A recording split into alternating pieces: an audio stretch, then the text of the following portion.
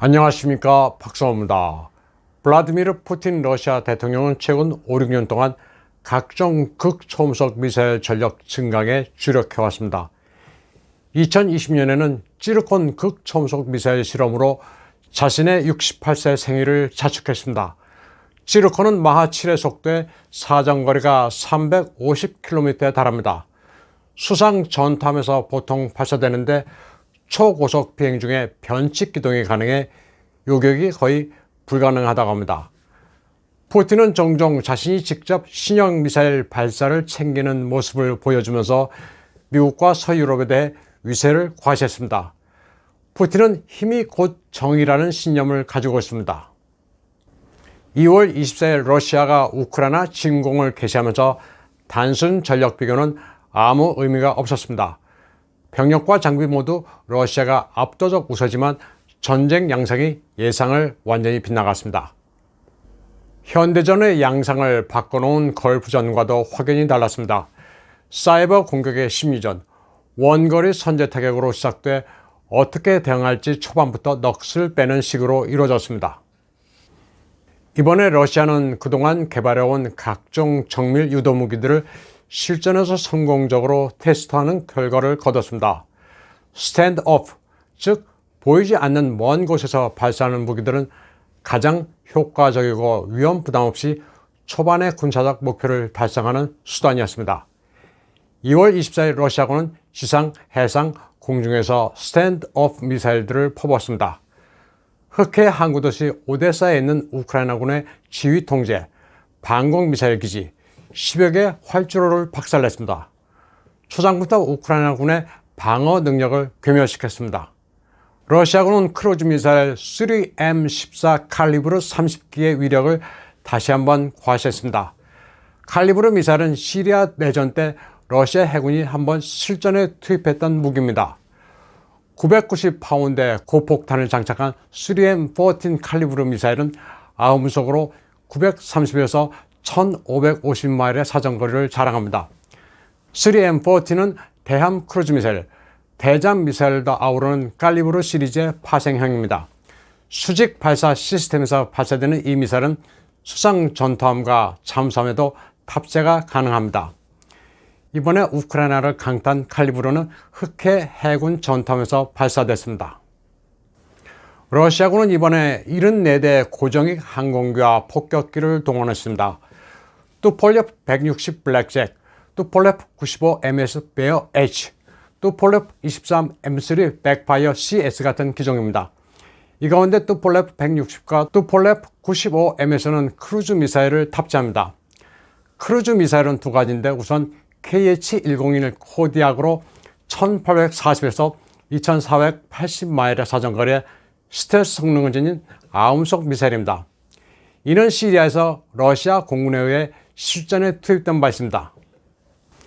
이스칸데르 M 지대지 탄도 미사일도 선보였습니다.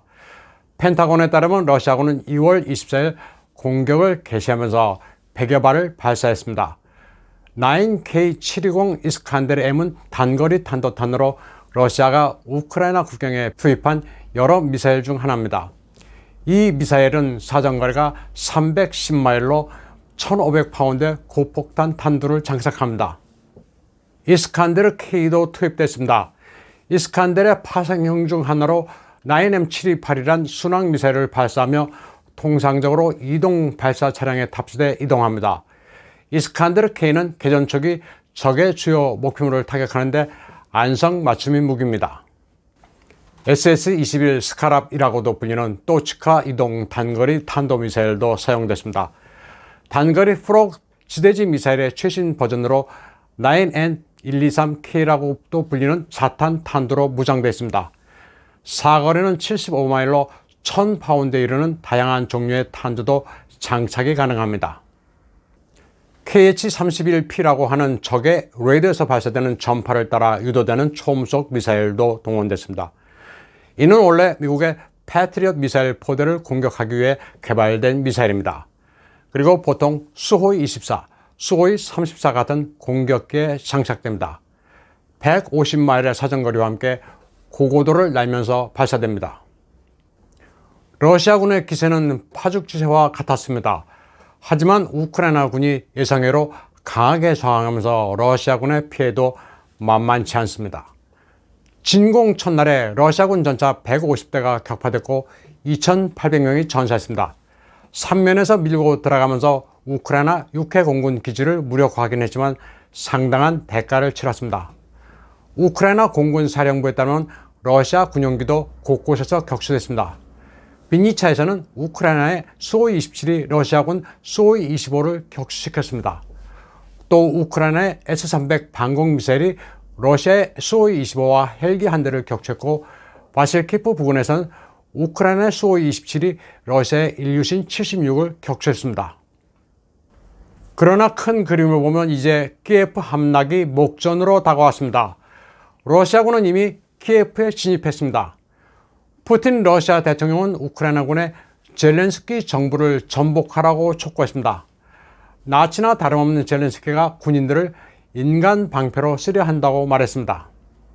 푸틴은 마약 중독자이며 네오나치인 젤렌스키 지도부와 대화하는 것보다 우크라이나 군부와 대화하는 게 더 쉬울 듯하다고 말했습니다.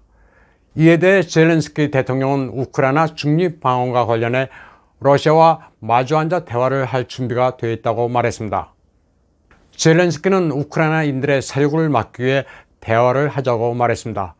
그는 또 우크라이나가 동맹국 없이 혼자 러시아와 싸우고 있다면서 나토를 원망하기도 했습니다.